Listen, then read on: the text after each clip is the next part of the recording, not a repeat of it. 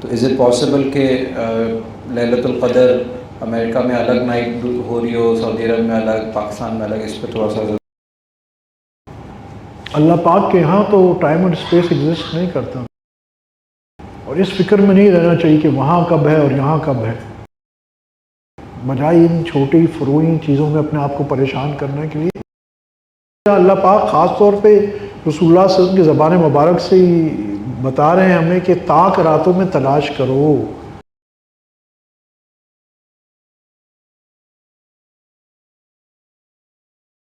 انہوں نے پوچھا ہے کہ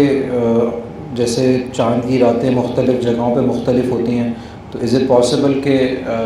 لیلۃ القدر امریکہ میں الگ نائٹ ہو رہی ہو، سعودی عرب میں الگ، پاکستان میں الگ؟ اس پہ تھوڑا سا ضرورت۔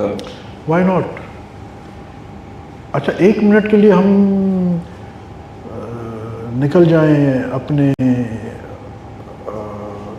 ملکی وے سے نکل جائیں، گیلیکسی سے نکل جائیں، تو پھر کیا ہم کیسے ٹائم کو ناپیں گے، دن رات کو کیسے دیکھیں گے؟ اللہ پاک کے یہاں تو ٹائم اینڈ اسپیس ایگزسٹ نہیں کرتا نا، اور اس فکر میں نہیں رہنا چاہیے کہ وہاں کب ہے اور یہاں کب ہے،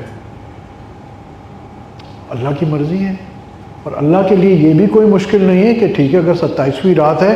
تو اگر ایک دن پہلے ہے تو وہاں ایک دن پہلے 27ویں، یہاں ایک دن بعد اگر 27ویں ہے تو ایک دن بعد 27ویں ہے۔ اچھا ہم اس کو اپنے ذہن سے لے کے چلتے ہیں نا، سیریز آف ایونٹس، مگر اگر آپ ایک منٹ ٹائم اور اسپیس کو ہٹا دیتے ہیں، اللہ کے ہاں تو ٹائم اور اسپیس نہیں ہے نا، تو اللہ سبحانہ تعالیٰ کے لیے تو یہ کوئی مسئلہ ہی نہیں ہے نا۔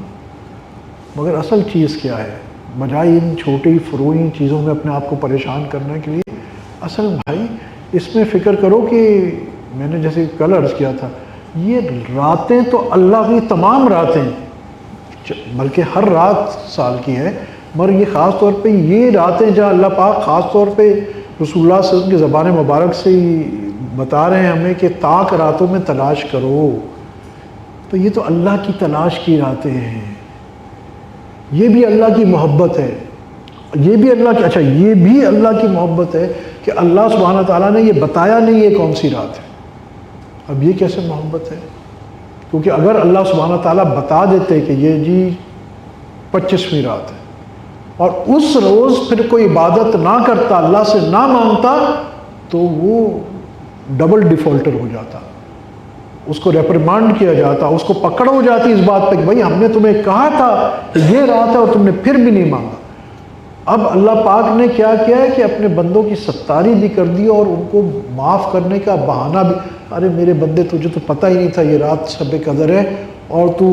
گھر میں بیٹھا سوتا رہا، چل کوئی بات نہیں۔ مگر اگر بتا دیتے اور پھر ایک آدمی گھر میں ایسے غافل رہتا تو اس کی ڈبل پکڑ ہوتی۔